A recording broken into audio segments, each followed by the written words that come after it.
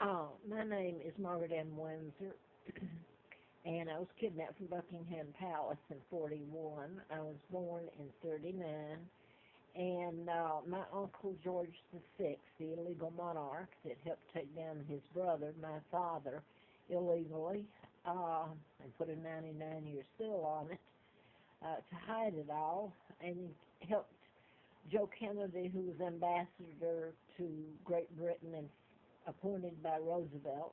They were all buddies. He helped with my kidnapping, and then I understand now that John and Joe Kennedy, his sons, helped him throughout that period of time. And John Kennedy wrote the book While England Slept, or some that was the title, I believe.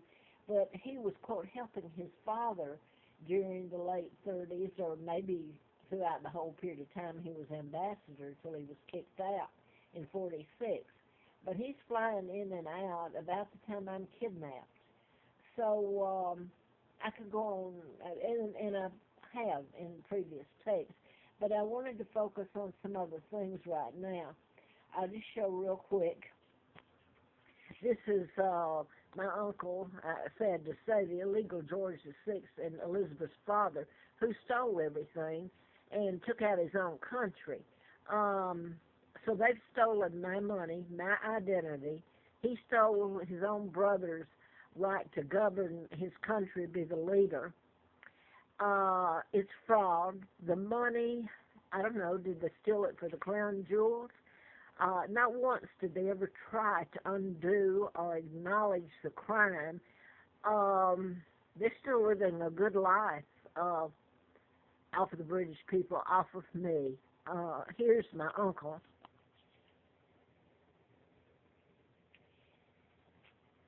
This is my dad, Edward VIII, the double that married Wallace Simpson. My Aunt Georgia O'Keeffe from the United States, artist, and this is my mom on the O'Keeffe genealogy.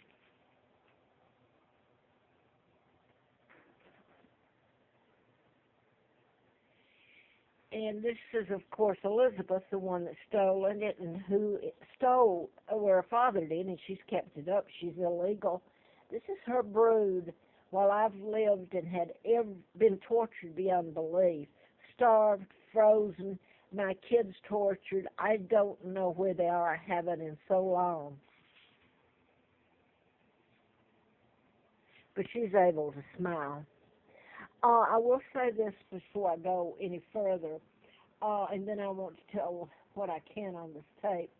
In 77, before I found out about being kidnapped and my real identity, I wrote about mind control and how you could program people to do anything the person or agency wanted them to do.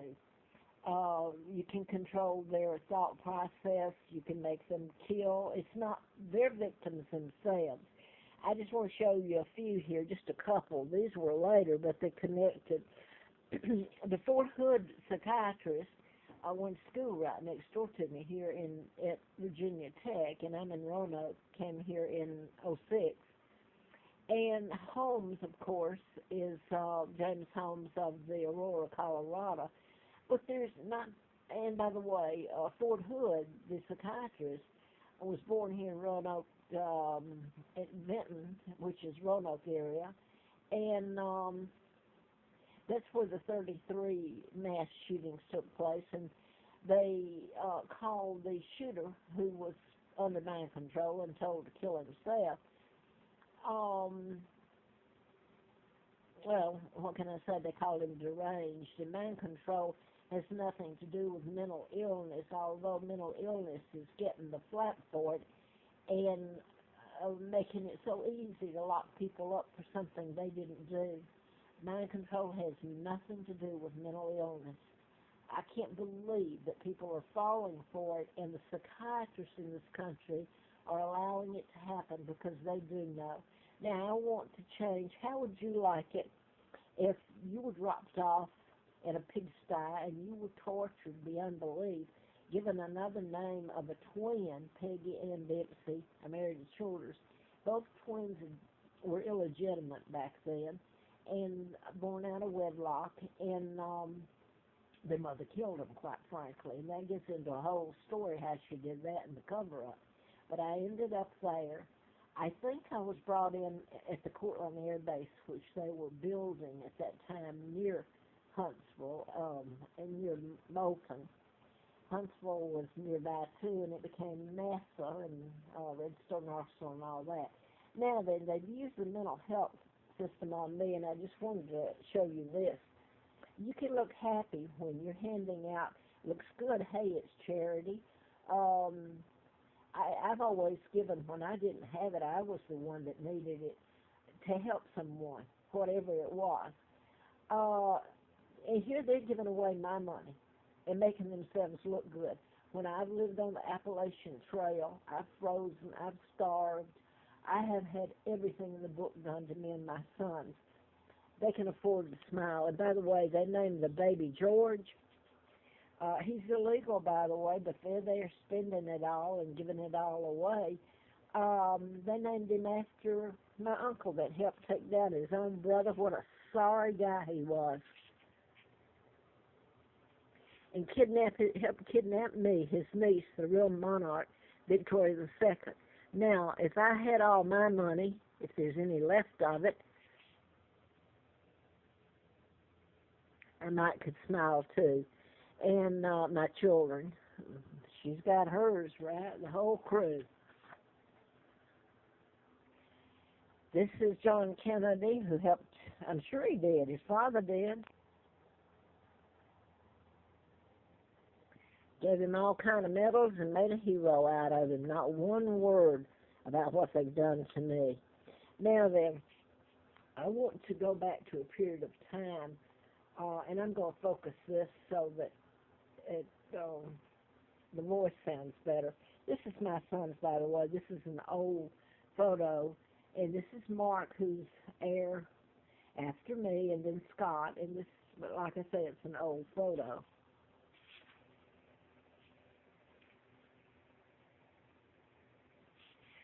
I want to go back to, and I'll have to hurry because I want to go back to 77, 78. I was living at Moonraker Apartments, and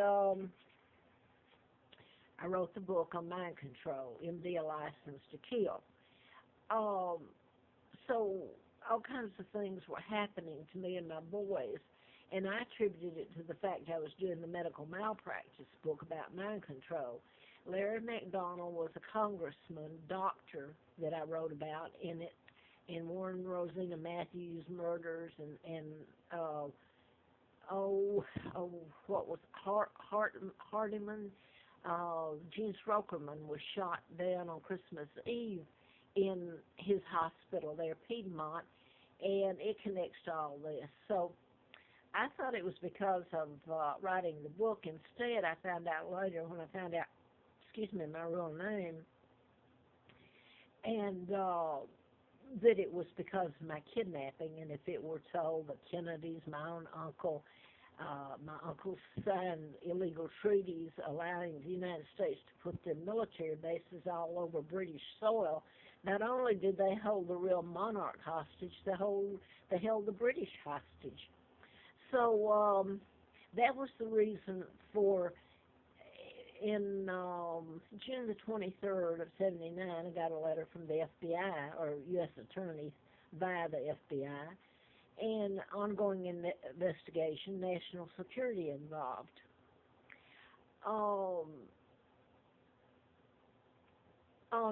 This is connected, is the reason I'm putting it in.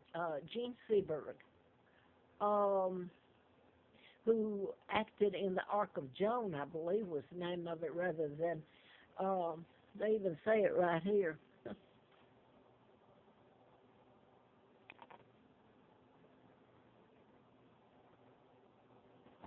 This was Jens Zoring's, he was a diplomat's son, German diplomat's son, and Elizabeth Haysom, and this is next door to me in Bedford, Virginia, where the prosecuting attorney Updike and the Sweeney, the judge, everybody around here knew that it was mind control murders.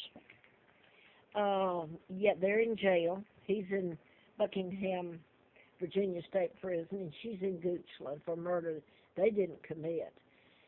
So that being said, now I'm kind of lost at where I was here. I started telling about that, and I have totally, Jean Seberg, I showed that little skit about her there that they did put in, which was odd.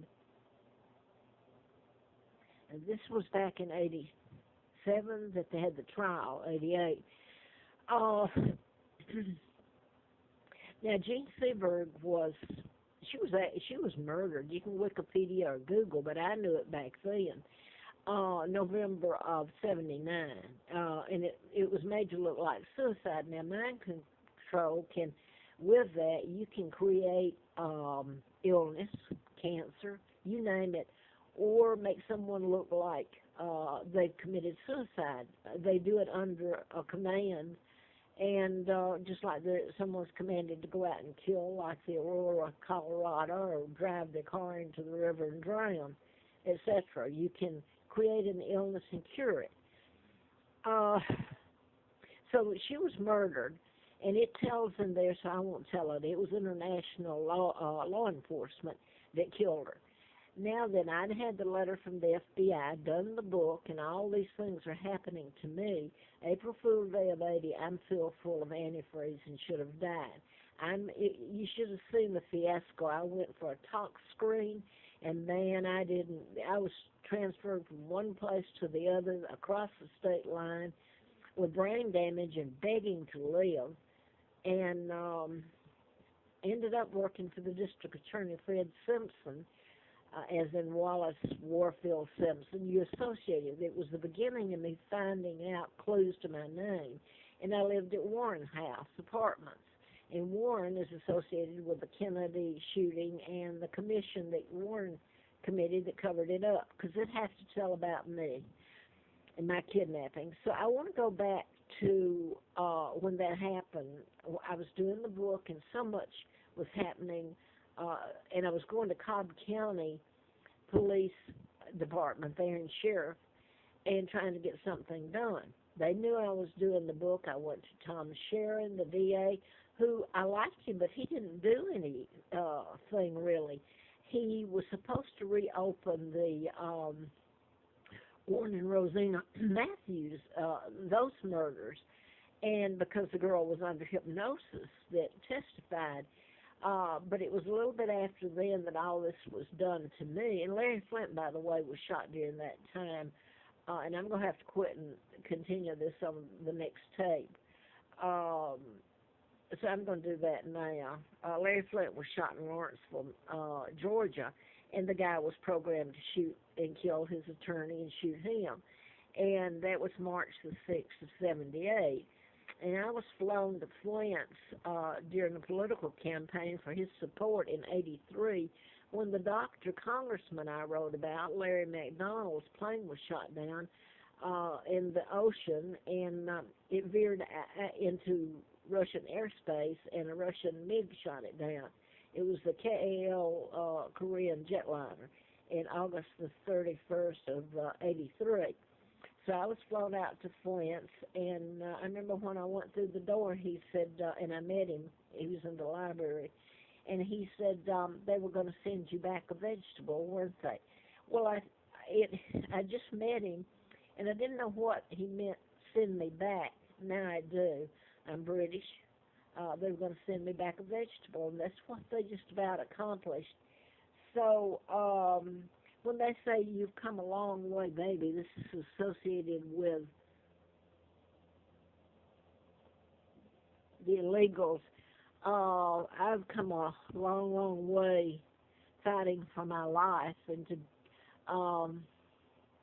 to live, to find my sons, clear my father's name, give back to Great Britain what's theirs, and put these people in jail for fraud, traitor, you name it. They fall under all of it.